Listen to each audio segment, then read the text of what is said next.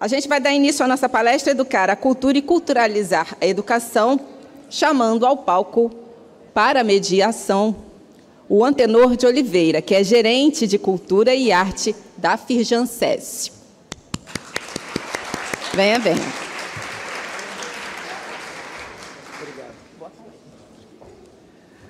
Bom, bom dia a todas e todos. A Adriana Calcanhoto diz que cariocas não gostam de dias nublados. Ela tem toda a razão, mas a gente vai esquentar esse ambiente aqui com um tema fundamental e importante dessa simbiose da cultura com a educação, nesse segundo encontro de educadores do século XXI.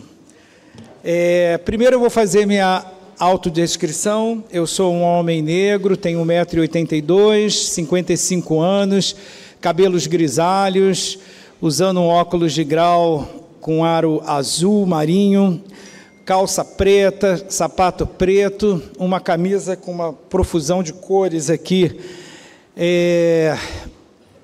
preta, verde musgo, enfim. Estarei aqui com vocês para esse tema. É importante, quando a gente fala de cultura, também fazer uma conexão com os programas realizados pela Firjan SESI. A Firjan acredita que a cultura é também uma forma de educar. A experiência da cultura é fundamental para o desenvolvimento humano. Seja na difusão, no fomento, através dos nossos editais de cultura, que seleciona anualmente 90 projetos culturais em diversas linguagens, da música, da dança, do circo, do teatro, das artes visuais, onde a gente seleciona esses projetos para a ocupação dos nossos espaços culturais no estado do Rio de Janeiro. Na perspectiva da educação, temos um programa nas 17 escolas do SESI, chamado Artmaker, um projeto curricular da escola, entre outras iniciativas extracurriculares, para que a experiência da arte possa somar nesse desenvolvimento integral dos alunos da escola. Para a sociedade, além da programação artística, temos cursos na área de gestão, formação cultural e das linguagens artísticas. Num país tão diverso e, ao mesmo tempo, tão desigual, é urgente e desafiador esse diálogo entre educação, cultura e as artes, para gerar o que a gente tanto fala da transformação social que enriquece esse processo de aprendizagem, despertando diferentes visões de mundo para esses alunos.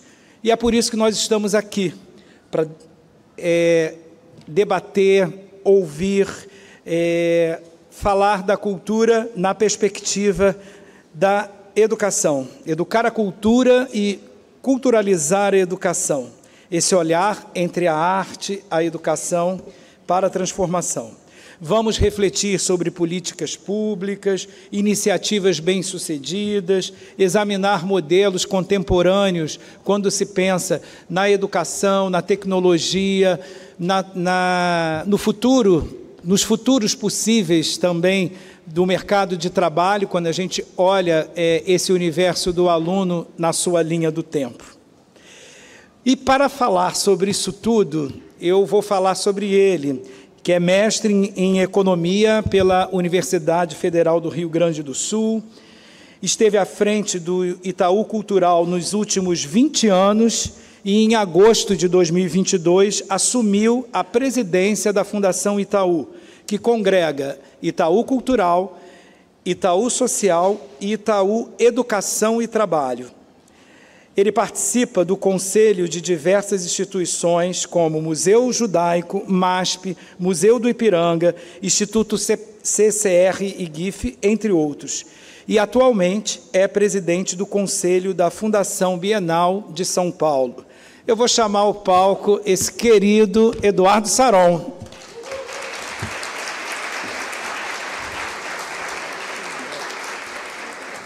Então, Eduardo, eu vou passar a bola para você, porque eu acho que esse tema da cultura e da educação tem a ver com inteligência artificial, tem a ver com o mercado de trabalho, tem a ver com a formação humana e todos esses desafios que a gente pensa nessa integralidade na perspectiva da cultura e da educação. E eu queria que você começasse a falar aí sobre essa simbiose. Muito bom. Muito obrigado, Antenor. Muito legal estar aqui. Obrigado a Firjan, todo mundo que batalha e batalhou para que esse encontro fosse maravilhoso. Estou muito feliz de estar à frente de educadoras, de educadores. Sou filho de uma educadora, professora de escola pública, diretora de escola. E se hoje eu estou nesse palco, é graças a cada um de vocês aqui. Quero render homenagens aos nossos educadores, às nossas educadoras no Brasil. Hoje é um dia especial também, porque eu trouxe minha parceira, Thaís, e meu filho, Gabriel. Tem 14 anos, então eu estou mais preocupado com a minha fala aqui, que depois vou ser criticado como um bom adolescente. Não falou isso, pai, falou aquilo e tal. E também estou feliz por causa do tempo nublado, viu? Porque concorrer no Rio de Janeiro, sábado, com sol, a probabilidade esse auditório estar lotado e tão bonito era mais baixa, mas eu estou feliz. Rio de Janeiro, sempre Rio de Janeiro, né? Parabéns. Quando o Antenor me chamou aqui para falar sobre este encontro da cultura e educação, eu não poderia deixar de falar sobre isso que a gente acredita, a gente se conhece já há 20 anos, falar disso que eu acredito, sobretudo em tempos que a gente precisa acelerar a construção de espaços mais equânimes e que a gente precisa acelerar as oportunidades para os nossos jovens. Muitos de vocês sabem, em 2030, esse país começa a ser um país de velhos. Porque em 2030, tecnicamente, pelo IBGE, a gente vai ter mais pessoas com mais de 60 anos e menos pessoas com menos de 14 anos. Essas janelas de oportunidade para os nossos jovens, para nossas crianças, para os nossos adolescentes, elas já não se apresentam com aquela grande time de possibilidades, né? Esse time das possibilidades tem se fechado muito. Daqui a pouco o Rio Grande do Sul começa a entrar nessa modelagem demográfica que a gente vai ver o Brasil entrando de maneira mais enfática em 2030. Portanto, a gente precisa acelerar esse processo de construção de espaços de equidade. E eu não tenho dúvida que este encontro está relacionado entre o espaço de parceria entre a educação e a cultura. Historicamente, quando eu ouço gente da cultura, eu que vim da cultura e agora estou aqui transitando entre educação e cultura na Fundação Itaú, eu ouço muito o pessoal da cultura falar, olha, vamos lá na educação, porque lá tem dinheiro. Tem o teto constitucional, né? Então vamos lá, porque lá tem dinheiro. E às vezes eu ouço a educação indo até a cultura, vamos lá na cultura, porque a gente vai melhorar um pouco os vínculos entre os alunos, estabelecer uma relação onde a gente possa ganhar mais disciplina na sala de aula. E poucas vezes eu vejo este encontro, esta energia se dá a partir da capacidade transformadora entre o que é o saber da cultura e o conhecimento da educação. Isso é muito, muito importante, ainda mais em tempos de inteligência artificial e num país onde a desigualdade é tristemente uma marca. E aí eu preparei para vocês uma apresentação que eu vou transitar entre a inteligência artificial, passo para algo que é muito caro aqui para a Firjan também, as novas economias, as economias que não são tão do futuro, já estão aqui, mas a gente precisa apontar para elas. Ao meu ver, a partir disso, que habilidades nós precisamos oferecer às nossas crianças, aos nossos adolescentes, aos nossos jovens, para que a gente possa, lá, pensando no finalzinho da declaração constitucional que a gente fala da educação, né? A gente fala da autonomia, da construção do sujeito, mas também, lá no final, a gente fala de preparar ele, né? Ela, para o mundo do trabalho. Então, pensando nisso, eu trago aqui algumas hipóteses a respeito de que habilidades a gente precisa ter nas nossas crianças. E vocês verão o quanto dessas habilidades tem tudo a ver dessa junção, deste vínculo, dessa construção, dessa parceria transformadora entre educação e cultura, entre saberes e conhecimentos. E é isso que eu quero, nessa manhã, transitar com vocês nessa minha apresentação. Vai ser ótimo. Eu só vou avisar vocês que as perguntas no final, tem o QR Code que vai aparecer aqui para vocês, e vocês podem fazer as perguntas pelo QR Code, porque daí a gente cria uma dinâmica mais ágil, dando oportunidade para as pessoas fazerem as perguntas e o Saron responder. Então, agora o Saron vai apresentar aí Está tudo aí pronto aí na cabine? Temos aí Vamos lá. Vamos lá. Eu consegui aqui. A chegada da inteligência artificial, e a inteligência artificial não é jovem. Ela tem uns 50 anos. Acontece que as nossas capacidades computacionais não davam conta de oferecer a aprendizagem de máquina suficiente, o ajuntamento de dados suficiente para que os outputs pudessem nos oferecer, de fato, essa dinâmica que é hoje a inteligência artificial. Ela se popularizou, como vocês bem sabem, há quase 2 anos, em novembro faz 2 anos que o ChatGPT soltou o seu chatbot, e se popularizou porque é uma questão decisiva, que foi a interface que ele fez, né? Muito simples para se relacionar com a inteligência artificial. E, ao meu ver, muda alguns paradigmas. Muda o paradigma da construção da memória, porque hoje essa construção de memória está muito no mundo físico e passa a transitar mais para o mundo digital. Muda o paradigma da produção do conhecimento a partir de todo esse universo da inteligência artificial e, portanto, muda o paradigma da difusão do conhecimento. Por um lado, é muito alvissareiro, por outro, nos oferece algumas preocupações que eu queria trazer para vocês. Um grande filósofo francês, lá nos anos 80, escreveu um livro, Simulacros, Simulações. Esse livro, para mim, é paradigmático. Aliás, nesse encontro da Educação e Cultura, eu trago aqui um momento histórico que, inclusive, a turma que é um pouquinho da nossa idade aqui, não é todo mundo, esse filme é um filme paradigmático para o mundo da cultura, um filme que se tornou cult, e esse filme, incrivelmente, ele é baseado nessa perspectiva da simulação e do simulacro. E eu queria, com vocês, começar a discutir algo que eu tenho tratado, inclusive nos meus posts no LinkedIn, que é o tema da realidade. E vejam essa conversa, esse é o primeiro da série Matrix, feito pelos irmãos. Essa conversa tem mais de 20 anos. E essa conversa é toda alavancada a partir de Baudrillard, daquele livro que eu apresentei para vocês, Simulação, Simulacro. Aliás, um determinado momento do livro, eu adoro ficção científica, o incrível da ficção científica, o incrível dos artistas, é que eles lançam hipóteses. E, diferente dos cientistas, eles não têm a obrigação de provar essas hipóteses. Mas muitas das hipóteses que os artistas lançam são provadas mais adiante. Está aí, inclusive, mais um motivo para essa junção entre os saberes dos artistas e o conhecimento da educação. Olhem o trecho dessa conversa sobre a temática da realidade. Vamos ver se vai passar, hein?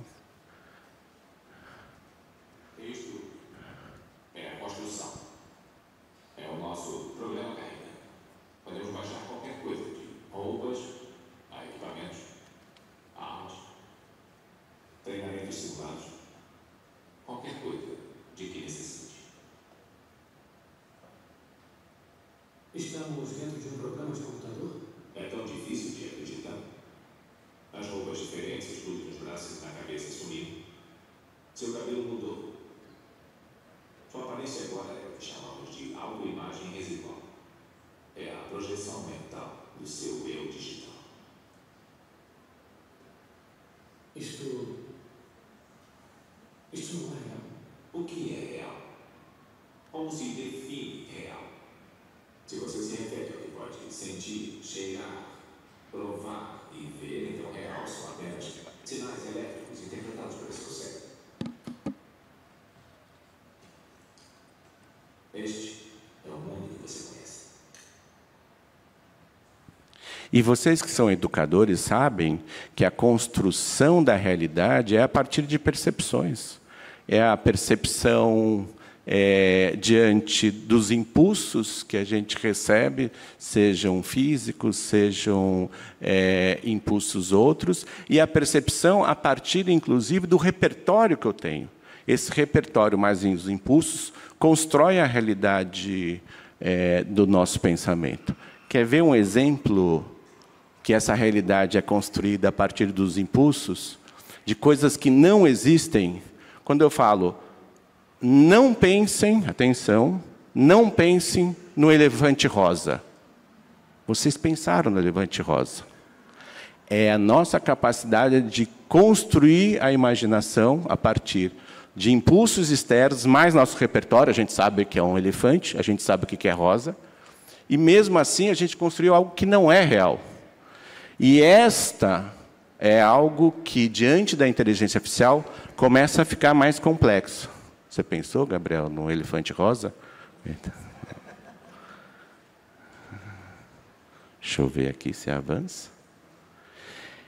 E aí, eu quero mostrar, quando Baudrillard fala de simulação e simulacro, simulação é uma cópia de algo que existe. E o simulacro é uma cópia de algo que não existe. E eu trouxe aqui 2 exemplos de simulação e simulacro. Essa é uma simulação. O personagem de baixo, como chama a intérprete de Libra? Débora, desculpa, eu não me autodescrevi. Como eu ia descrever o personagem de baixo? Sou um homem de cabelo meio branco, um óculos verde, estou todo de azul, uma camiseta de azul escura e uma calça um pouco azul clara. E estou com um tênis branco. E esse personagem aqui embaixo do vídeo, ele é um personagem real. Esse show aconteceu. E em cima, a inteligência artificial produziu e colocou em cima dessa imagem uma pessoa, um outro personagem de um outro filme que naturalmente não estava aí. Vejam, esse filme deve ter um ano e pouco. O processo de inteligência artificial para vídeo ainda era muito embrionário. Hoje já evoluiu muito mais e vai evoluir ainda mais. Vejam o que significa simulação, que é a cópia de algo que existiu.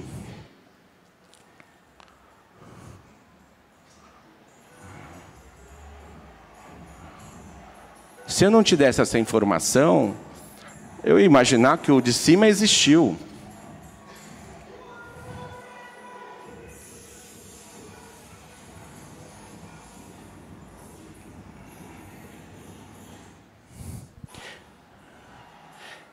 E agora eu vou mostrar para vocês o que é simulacro. Simulacro é algo que não existiu e a partir de um escrito, a partir de um vídeo, a partir de uma imagem, a partir de um áudio, ele ganha uma existência. Mas, de fato, ele nunca existiu. E como é que eu compreendo que isso nunca existiu? Fundamentalmente por uma questão que se chama pensamento crítico repertório. Eu vou voltar nisso. Esse vídeo foi feito, que eu vou mostrar, estou fazendo um suspense, porque foi feito faz uns 20, 30 dias, tá? E vocês de cara vão saber que isso é impossível de ter existido, tá? Que é o simulacro.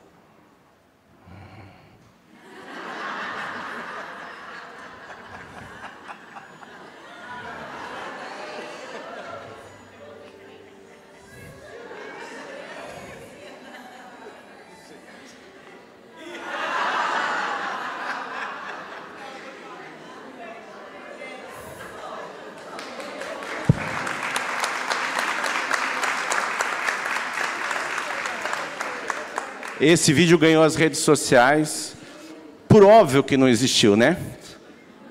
Imaginar que, né? Mas não é ficção, pior do que ficção científica, né? Tem gente que acredita. E por que a gente não acredita? Por 2 questões centrais. Primeiro, a gente tem repertório para fazer a sinapse imediata, que, bom, nunca que esses 2 estariam nessa situação. 2, porque a gente tem pensamento crítico. Essas são questões centrais para a gente dialogar em tempos de inteligência artificial sobre simulação e simulacro, né? E a simulação, ela nos campeia, né? Mas o simulacro é, de fato, algo que mais me preocupa e, certamente, a vocês.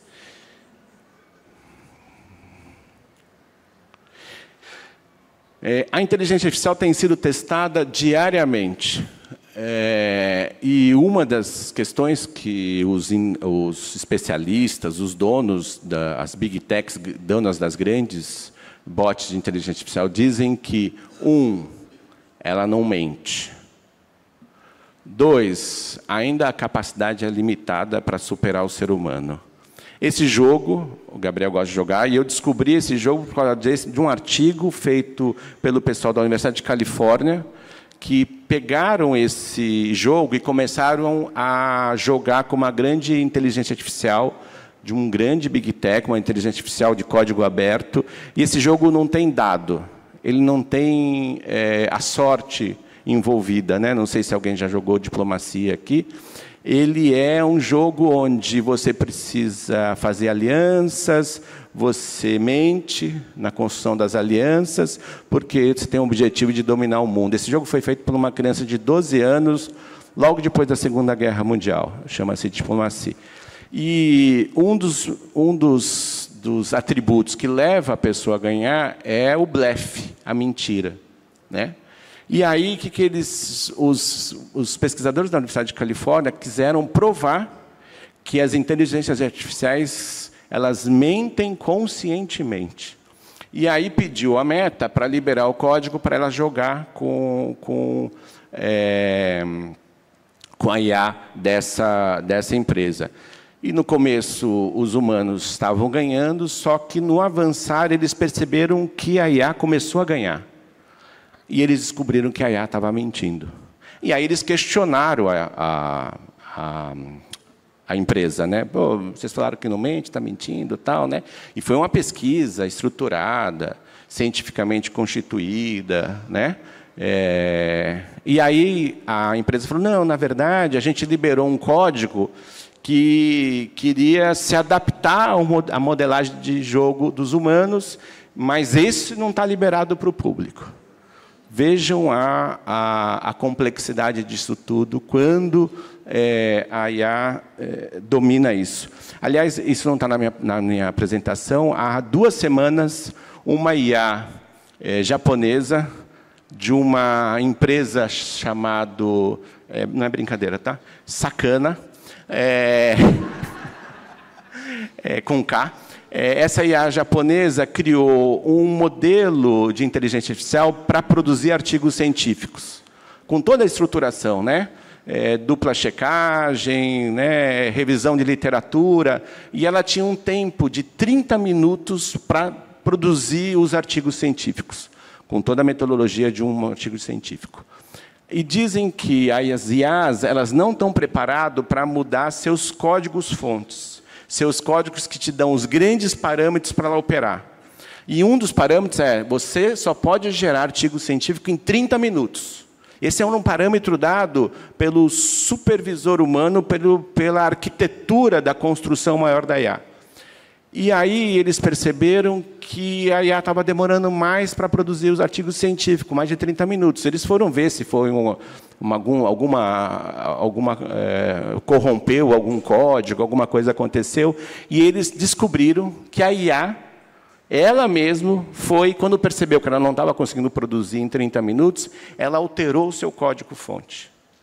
E eles ficaram impressionados. Vários jornais soltaram essa matéria, e, portanto, essa capacidade da IA avançar sobre a própria IA é muito presente. E olha que nós estamos nos primeiros dias dessa nova primavera, que eles chamam, que começou há 2 anos. Falando em jogo também, teve um momento histórico, e isso foi em 2016, onde uma IA ganhou de um coreano, que eu não consigo pronunciar o nome, num jogo chamado Go. É um jogo incrível. Eles dizem que a possibilidade de você fazer jogadas é maior do que o número de grãos de areia do mundo. Tamanho a complexidade desse jogo. Eu nunca joguei, tá, gente? Se alguém jogou aqui, pode passar no RH e ganhar um aumento lá, porque parece muito complicado. E foi incrível, porque era uma IA inglesa, que fez 5 jogos com esse coreano, que era o campeão mundial desse jogo, imbatível, e dos 5 jogos, o coreano só conseguiu ganhar uma vez dessa IA. Tem um filmezinho aqui, tem um documentário, inclusive.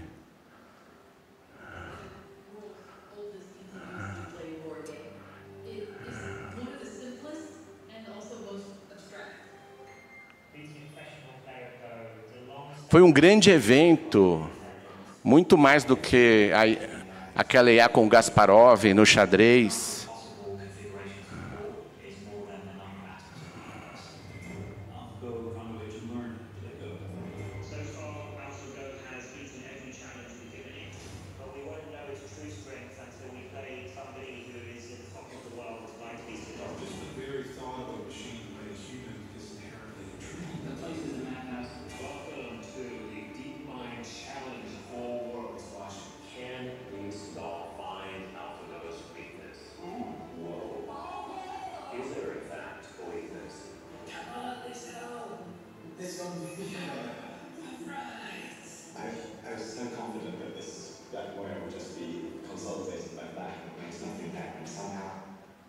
O incrível é que, todos torciam para o coreano, por óbvio, né? E sempre que a IA ganhava, as pessoas ficavam tristes. Mas teve um dado positivo. A IA, quando ela percebeu que realmente estava diante de um grande jogador, deste coreano, ela começou a fazer modelagem de jogo que nunca ninguém na história desse jogo tinha feito. Então, ela descobriu outros caminhos. Isso é ruim por um lado, mas é muito interessante por um outro. São umas possibilidades. Mas também tem o mundo da beleza da IA. Esse desfile aconteceu, e vejam, sob a perspectiva da simulação de uma cópia, né, de algo que ocorreu, como esse desfile ficou ainda mais belo. Não quero só falar das coisas que nos preocupam sobre a inteligência artificial, mas vejam esse desfile, que coisa belíssima.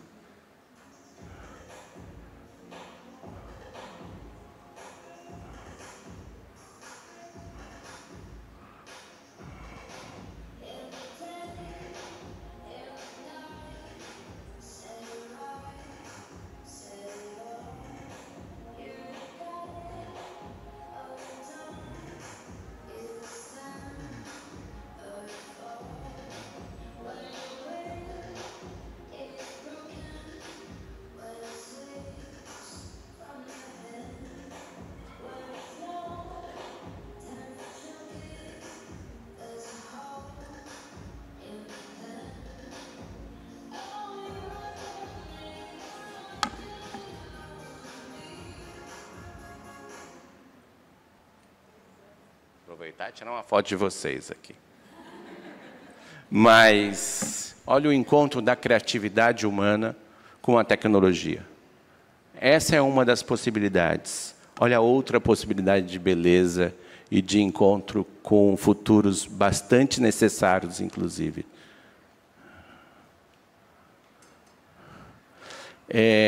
Há estudos dizendo que você constrói espaços empáticos, inclusive quando você consegue imergir o sujeito naquelas situações. Aqui é um cenário de imersão, onde junta IA e aqueles óculos imersivos, e vejam a beleza, ao mesmo tempo a preocupação positiva que essas imersões podem gerar no sujeito que está interagindo.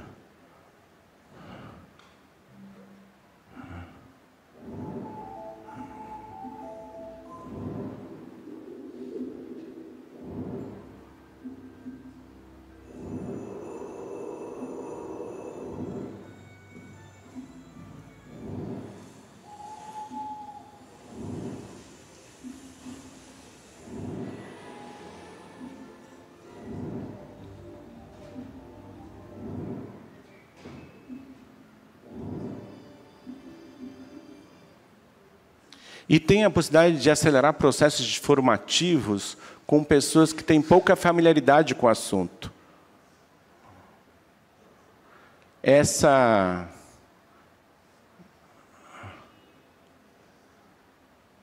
A pessoa está tendo uma parada cardíaca, muito provavelmente, né? E você coloca um óculos que vai te direcionando como fazer.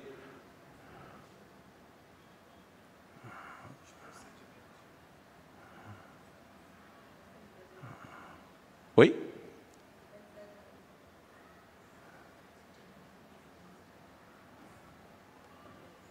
E a pessoa que foi acionado, que está vindo para buscar, né, esse paciente, também tem um óculos que indica onde ele exatamente está para ficar mais rápido a chegada até o paciente.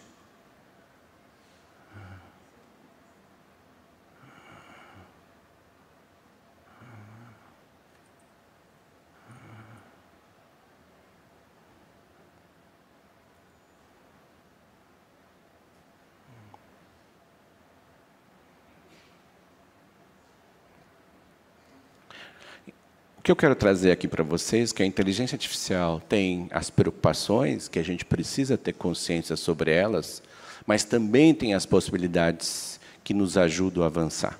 No caso da educação, imaginar as IAs que possam apoiar o professor, apoiar a gestão pedagógica, a gestão da organização de uma escola, e também ser tutor para os alunos, sem abrir mão da supervisão humana, pensar em escala, com personalização, é, de fato, algo que nos deixa diante de uma outra revolução. E isto também, e tantas outras questões, como mudança climática, nos aponta para algo que a Firjan discute muito, e eu queria trazer para depois, lá no final, falar das habilidades, para as novas economias que surgem, para as economias que serão aprofundadas, para as necessidades que, inclusive, o mundo da inteligência artificial nos aponta para abordar o ser humano e para acolher o ser humano.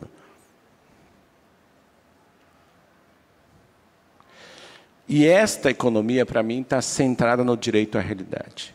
Mais do que o direito à verdade, estarmos diante da necessidade do direito à realidade, eu tenho defendido que seja, assim como a Declaração dos Direitos Humanos, tem tantos direitos, o direito à vida e tantos outros, o direito à realidade será para nós algo fundamental. Nunca, nunca museus, escolas, espaços de encontro serão tão necessários em tempo de inteligência artificial. Nunca o direito à realidade, algo que a gente não pode abrir mão em hipótese alguma, será tão necessário para a gente discernir o que é simulação para o que é simulacro. E o direito à realidade, ao meu ver, é garantir que o processo de transmissão de conhecimento esteja centrado nas relações culturais, emocionais, econômicas e do bem viver. Assegurar que os processos de transformação digitais tenham como centro a segurança, por óbvio, a inovação, a inclusão, mas a inclusão para a equidade e para a diversidade é também central, ao meu ver, para esse direito à realidade. Algo que precisa ser encarado como um dos novos itens, abusadamente eu aqui, dos direitos humanos. E aí, juntar uma sociedade onde os saberes e esta realidade possa se encontrar na junção entre educação e cultura, para mim, é central. Isso nos dá um conjunto de novas economias, um conjunto de novas perspectivas. Por óbvio que a economia do verde, pensando na natureza, né, a gente é um país que hoje mais produz energia a partir da energia limpa. Estava aqui 88%, nós estamos chegando já em 90% de matriz energética limpa.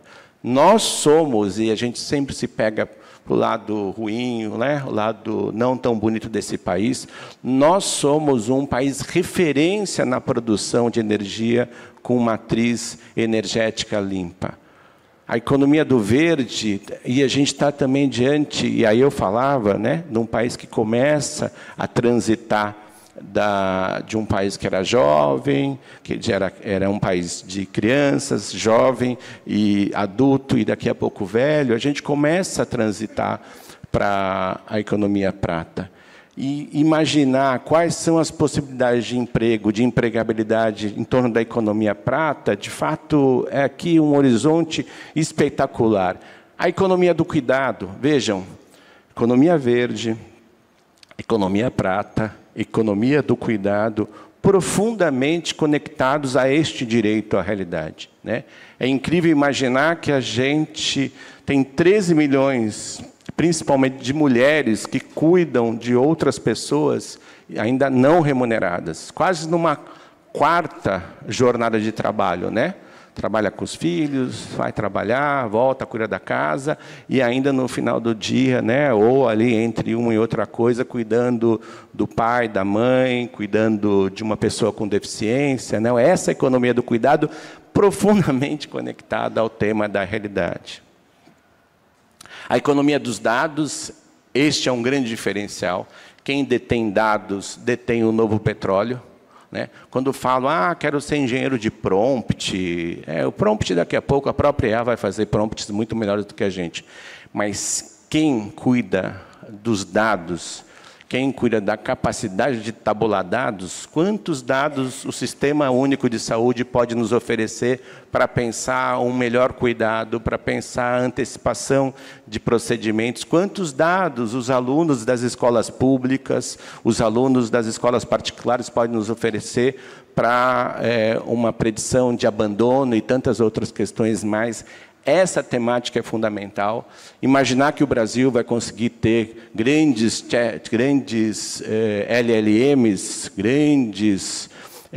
como as Big Techs têm, grandes modelos de inteligência artificial, acho muito difícil. Para vocês terem uma ideia, as 3 maiores empresas de tecnologias do mundo são as 3 melhores posicionadas na Bolsa de Valores. As 3 juntas tem valor de mercado de 10 trilhões de dólares. Uma delas, que é a NVIDIA, que está em primeiro lugar, que começou fazendo chip para videogame e hoje domina o chip para esse tipo de computador, ela tem um valor de 3 trilhões de dólares. O PIB brasileiro está em 2,7 trilhões de dólares. Essa empresa é maior do que um PIB brasileiro no ano, para vocês verem a dimensão. Então, a gente dominar essa economia dos dados é fundamental para que a gente não seja um consumidor marginal da inteligência artificial. A economia da experiência. O que a gente está fazendo aqui é a economia da experiência. Vocês podiam estar em casa vendo a apresentação, ou depois que a Firjan disponibilizar no YouTube, vendo, mas nada é tão poderoso quanto o vínculo, quanto a presença, quanto a troca, quanto a conversa no cafezinho, né? Quando vocês percebem aqui as entrelinhas, o corpo falando, né? Esta economia da experiência estará ainda muito mais necessário para a gente se desligar um pouco das telas, para a gente se conectar com o real. E a economia criativa, por óbvio, né? 3,11 é o PIB da economia criativa no país, maior do que o PIB da indústria automobilística brasileira, um pouquinho menor do que o PIB da construção civil, mais de 7 milhões de trabalhadores. Esse trabalhador ganha melhor do que a média brasileira. Aqui tem mais mulheres empregadas. É algo que a gente lida com o prazer de fazer uma ação que está conectada ao belo, à criação, à construção de vínculos entre nós. É muito transversal às outras economias. Imaginar a economia prata, cuidando de uma pessoa de terceira idade, sem economia criativa, sem ir ao teatro, sem ir ao museu. Imaginar a economia verde, sem economia criativa. Vejam a experiência do Museu de Iotim é o encontro da economia verde com a economia criativa. E imaginar a economia do cuidado sem a economia criativa, mesmo com toda a limitação de uma pessoa que não possa sair de casa, está vendo um filme, está escutando uma música, né? Esta economia, a economia da experiência, ela é profundamente transversais a essas economias que são economias do presente apontando para o futuro. E essas economias todas nos exigem novas habilidades. Exigem que nós, que vocês, educadores, percebam quais são as condições dadas para esses nossos jovens para adquirir as nossas novas habilidades. Esse talvez seja um dos maiores desafios, além da matemática, além da ciência, além da língua portuguesa em relação a essas novas habilidades. E eu aqui, abusadamente, como um bom leonino, filho único que sou, trouxe algumas habilidades que já estão cravadas da BNCC, já estão muito explícitas lá, mas algumas que eu acho importante a gente começar a olhar com maior cuidado. E quem sabe, ano que vem a gente tem a discussão do Plano Nacional de Educação, a gente tem a discussão da BNCC, quem sabe a gente possa discutir de maneira mais externalizada, a partir das novas economias, essas habilidades. Bom, a primeira, não há dúvida nenhuma, sobre a habilidade socioemocional, né? A habilidade de se relacionar, de se autoconhecer, de tomar decisões responsáveis, né? Tão difícil. A gente fez uma pesquisa no IET, a gente perguntou para 800 empresas sobre o primeiro emprego. A gente perguntou, por que você contrata o menino, Antenor, e por que você demite? A gente descobriu que, de cada 100 contratações, 80 são mandados embora no primeiro ano. E mais do que descobrir por que contrata, porque é meio óbvio, né? Tem, além dos benefícios, pelo mínimo competência técnica exposta no currículo, mas a gente ficou muito interessado porque ele é mandado embora. E desses 100, olha a frustração de eu, logo no primeiro ano, ser mandado embora, estar entre aqueles 80. E a resposta majoritária é, esse menino, essa menina, esse jovem, tem as suas competências técnicas, veio aqui por elas, mas não tem habilidades socioemocionais. Se comunica mal, não consegue se relacionar com hierarquia, não consegue ter consciência de si, tomar decisões responsáveis. Veja a importância desta habilidade. Cultura de paz. É óbvio, em temas de guerra cultural, de tantas questões dramáticas acontecendo no país, é óbvio, no mundo, é óbvio que a cultura de paz e da coexistência, de coexistir, da corresponsabilidade, da interdependência precisa estar presente nas nossas relações. Pensamento crítico, né? O PISA, ele lançou esse ano os primeiros dados sobre pensamento criativo. A próxima jornada para avaliação é o pensamento crítico. E a última jornada será o modos de vida colaborativo. Pensamento crítico para tempos de direito à realidade, construção das nossas percepções, pensar este lugar do ser humano até para se associar às questões socioemocionais, ao tema da coexistência, é central. Pensamento lógico. Não há como pensar em dialogar com a inteligência artificial se eu não tiver pensamento lógico. Claro, vocês que são educadores sabem o quanto isso está centrado na matemática.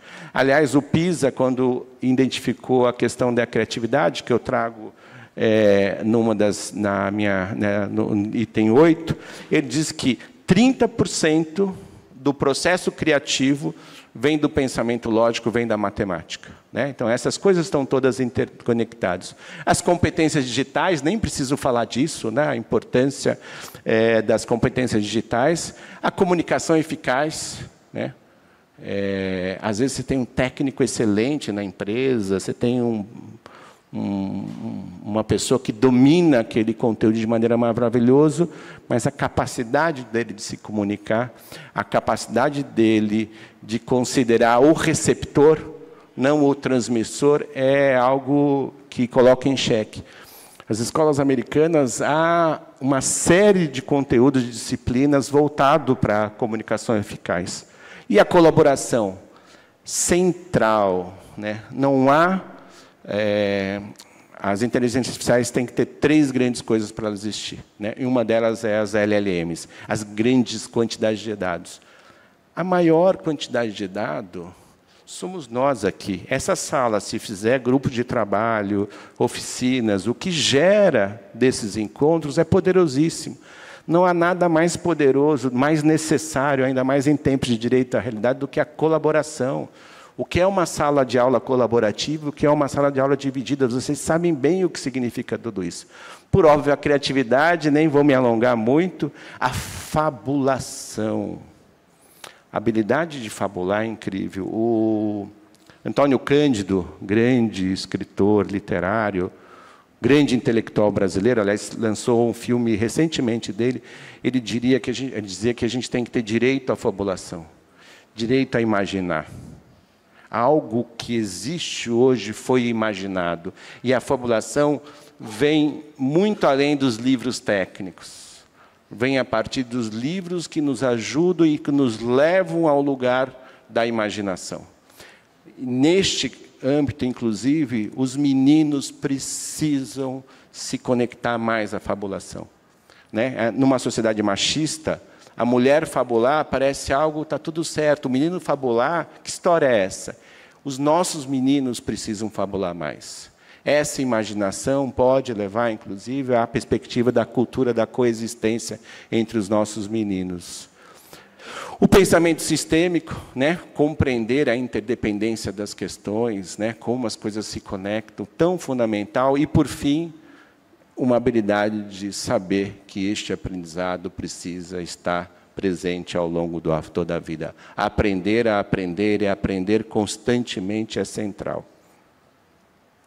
Essas habilidades, eu imagino vocês, educadores, quando estão preparando a aula de vocês, ou quando estão orientando pedagogicamente um grupo, quando estão dirigindo uma escola, para mim são fundamentais para a gente se conectar aos desafios desse direito à realidade. E está repetido? É para a gente fixar. Ué? Não, eu estou voltando. É só para ver se vocês estavam dormindo e tal. Recapitulando, então vamos... Recapitulando. Essa, para mim, são o conjunto das habilidades. Essa é uma imagem... Eu não usei banco de imagens, tá? Todas as imagens são frutos de alguma ação que a gente tenha feito lá na Fundação. Essa é uma imagem do Itaú Social, com os livros Leia com uma Criança, lá, não sei qual é o estado, né? Aqui é o meu LinkedIn, se vocês quiserem conversar comigo, eu sou muito ativo. O Gabriel às vezes reclama, que eu fico muito no celular, mas fiquem à vontade. E é isso. Eu queria trazer para vocês essa perspectiva da realidade e a perspectiva, a partir de todas aquelas habilidades que eu listei, da interdependência. Tem um golpe aí, que é o golpe da autonomia. Se a gente for na palavra, do ponto de vista da etimologia do que é autonomia é aquela pessoa, aquele núcleo, aquele contexto que cria suas próprias leis e tem independência do seu eco. Eu acho que este é um grande erro da contemporaneidade, achar que a gente precisa de crianças autônomas. Olha, eu, pedagogo, nem sou pedagogo falando dessas coisas. Que a gente precisa de pessoas autônomas, precisamos de ecossistemas autônomos, de instituições autônomas. Isso nos levou ao que nós estamos sofrendo, ao meu ver, em relação às mudanças climáticas. A gente precisa perceber que somos interdependentes. Não quer dizer que nós não cumprimos um papel e tenhamos responsabilidade, ou vou transferir a minha responsabilidade para o outro. Só pensar num corpo humano, o papel do coração, o papel do pulmão, o papel do pâncreas, cada um tem o seu papel, mas ele interdepende dos outros. E essa é a perspectiva que talvez a gente precisa reconhecer e perceber, ainda mais em tempos de mudanças climáticas tão profundas e em tempos de inteligência artificial. E, nesse sentido, eu estou muito feliz de poder trocar algumas das minhas ideias aqui com você. Mais uma vez, Antenor, agradeço. Muito obrigado.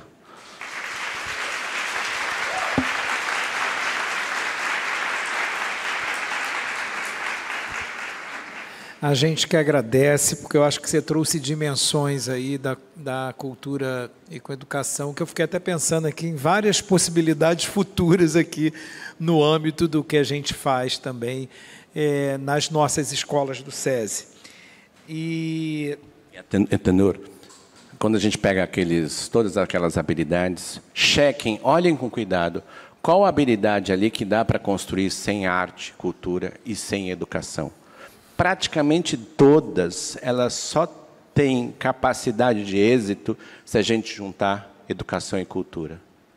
Concordo com você. A gente tinha conversado outro dia sobre esse senso enviesado, né, de que a cultura e a arte ela é uma coisa ainda no país meio que como cereja do bolo, uma apêndice. Vamos fazer ali um negócio, porque isso vai criar o estímulo. Isso também pode acontecer, né? Mas eu acho que o que ele trouxe aqui que essa simbiose de fato aconteça, né?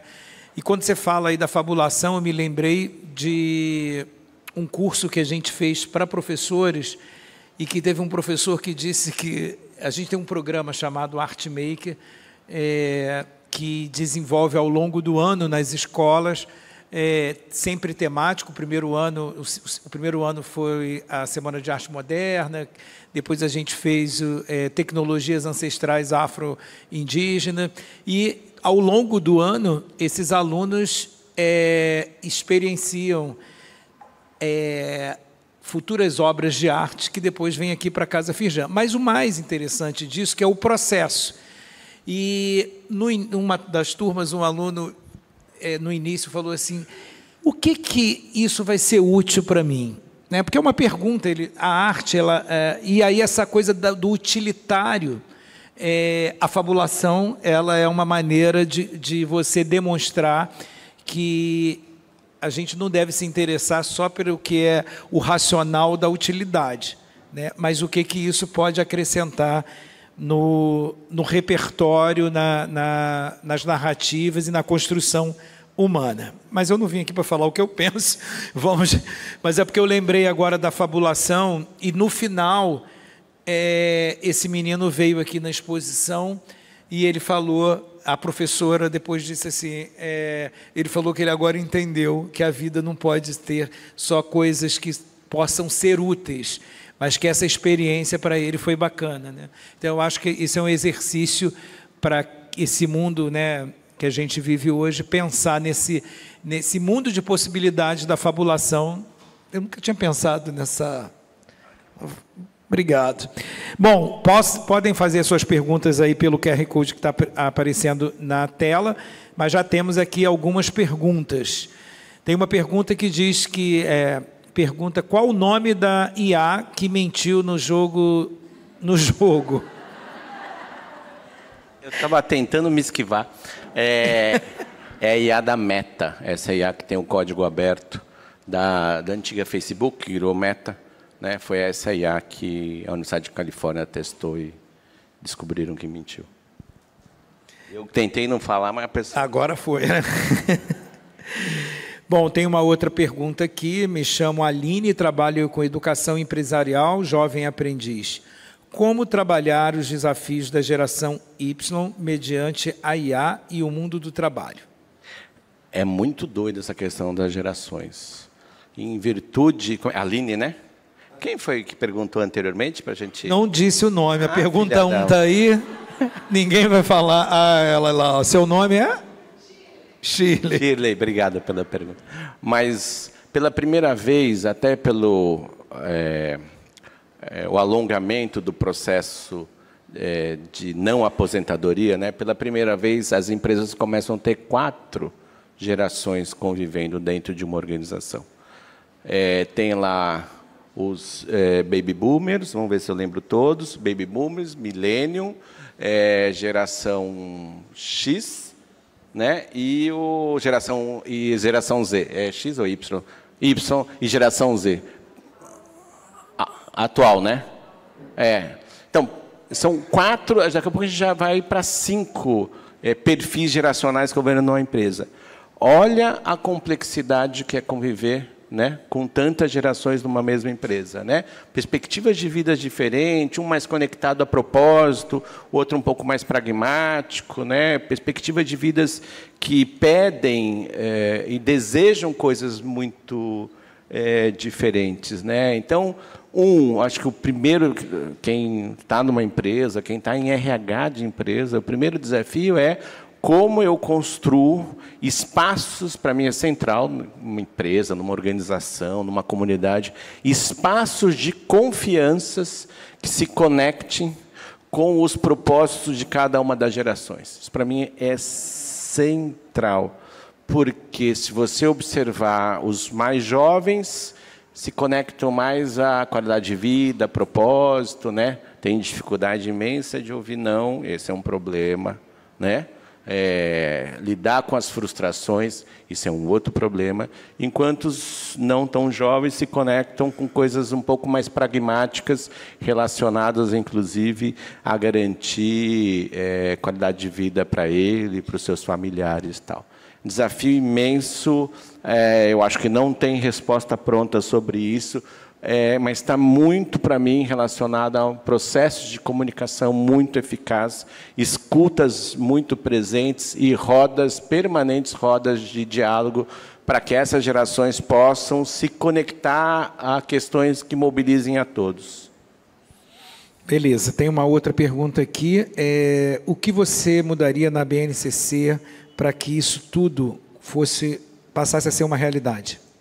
Eu acho que a BNCC quis colocar muita coisa para um tempo de estudo, para um tempo de escola, para um tempo de sala de aula muito pequena.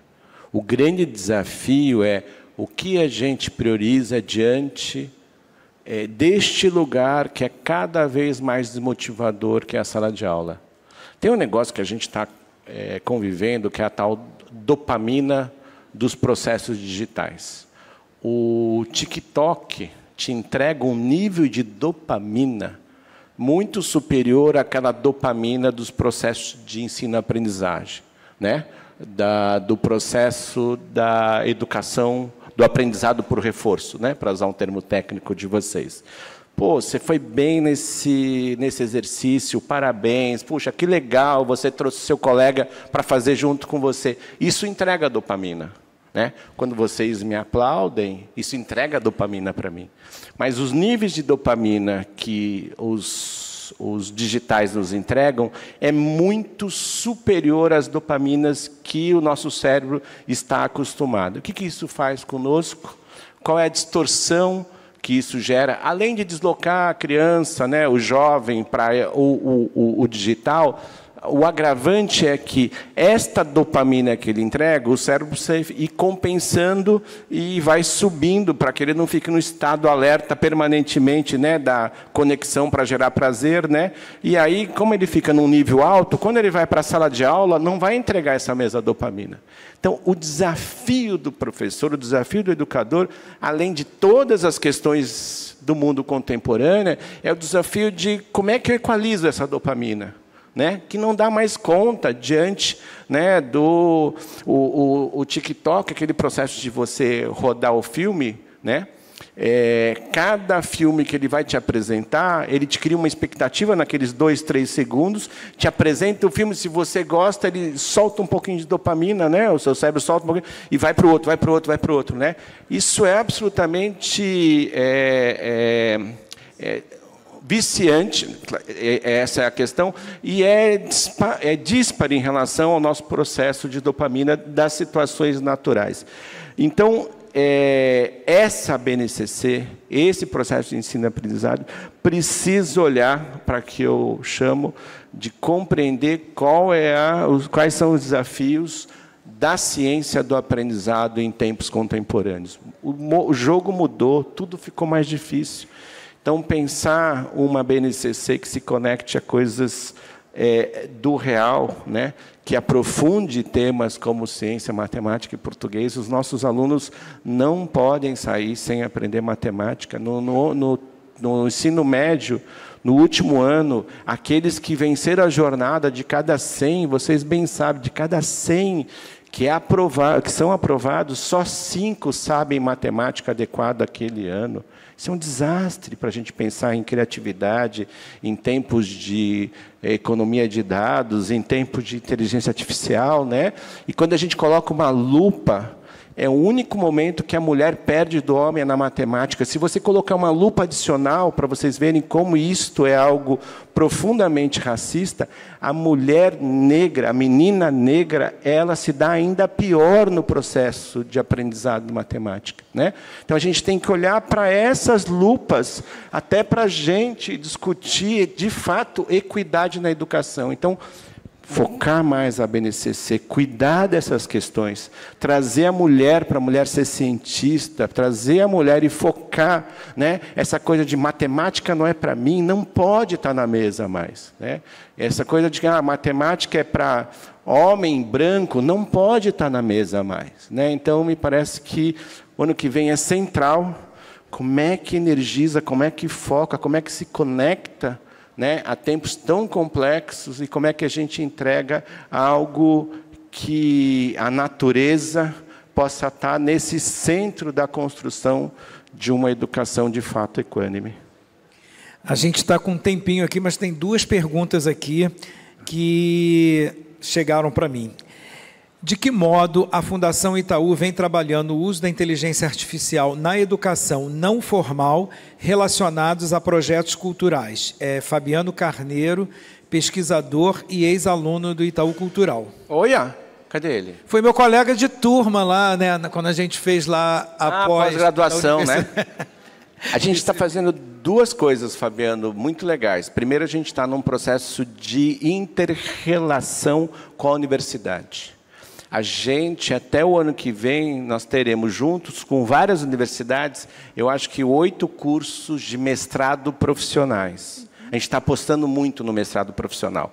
A gente acabou de iniciar um curso de mestrado profissional aqui com a FGV do Rio de Janeiro, na área de comunicação e cultura de dados. Esse curso, para quem faz, é inteiramente gratuito, né? E a gente se relaciona com a universidade.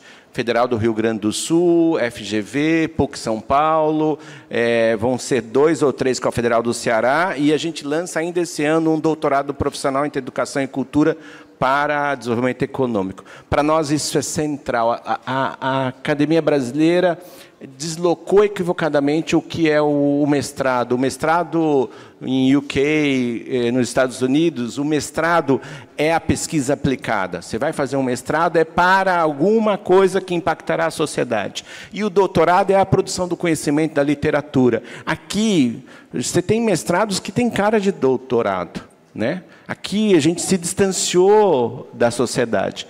O mestrado profissional, ao meu ver, é algo que vai nos proporcionar mais conexão com os nossos temas do dia a dia. A gente tem um mestrado profissional em Economia da Cultura, foi esse que gerou o PIB.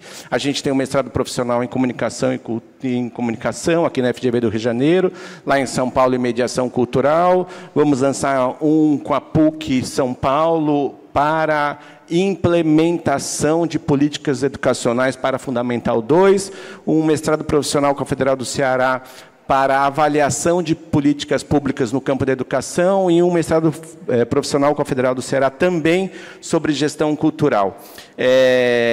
Esse doutorado profissional. Esse é um lugar que a gente está se relacionando, todos gratuitos para quem faz. E a gente alavanca o centro de pesquisa na universidade. E na inteligência artificial a gente lançou um edital de IA para a educação. Vejam, IA para a educação, não é educação para IA. Parece simples, mas colocando a IA como suporte, como apoio, né? E a educação como centro, o sujeito como centro. E ontem eu estava lá em São Paulo, a gente estava selecionando, foram 400 iniciativas do Brasil inteiro, da região norte, e esse edital vai fomentar esses projetos de educação para IA, e tem várias ações que a gente está fazendo nesse campo, onde o sujeito, o professor, esteja no centro dessa conversa na utilização da inteligência artificial. Tem uma última pergunta, dá tempo? Bem rapidinho. Bem rapidinho. Eu juro que eu sou rápido. Como você vê a IA no Brasil com a regulação sobre a internet já ter nascido atrasada e a LGPD pouco sendo respeitada? Esse é um desafio imenso no mundo. Se você regula muito, você inibe os processos de inovação. Se você não regula, essas big techs dominam de tal forma que a gente é submerso a tudo isso, né? O governo lançou recentemente um plano brasileiro de inteligência artificial. Tem uma ousadia, é preciso, mas para mim o centro disso é preciso que as universidades, os centros de pesquisas, principalmente os centros de pesquisas públicos, sejam empoderados para dominar essa tecnologia. Porque na medida que a iniciativa privada ela é a maior empoderada, a IA para o bem ou a IA para o espírito público é comprometida. Pela primeira vez na história da tecnologia, um processo de transformação digital, olha o que eu vou falar, pela primeira vez na história da tecnologia, um processo de transformação digital não está se dando centralmente a partir da universidade ou a partir de startups, de pequenas empresas. Esse processo está sendo todo gestado, conduzido e realizado por Titãs Techs. Muda o jogo, muda a liga, e é preciso que a gente observe isso e tenha a universidade no centro disso, e para isso precisa de recurso, pesquisa, ciência, talentos ficando no Brasil e a gente não perca para o internacional. Obrigado, Eduardo Saron.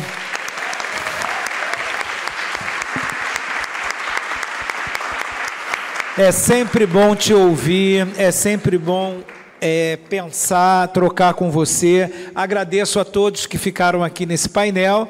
Ficaríamos aqui mais tempo, mas temos uma programação imensa. Muito obrigado.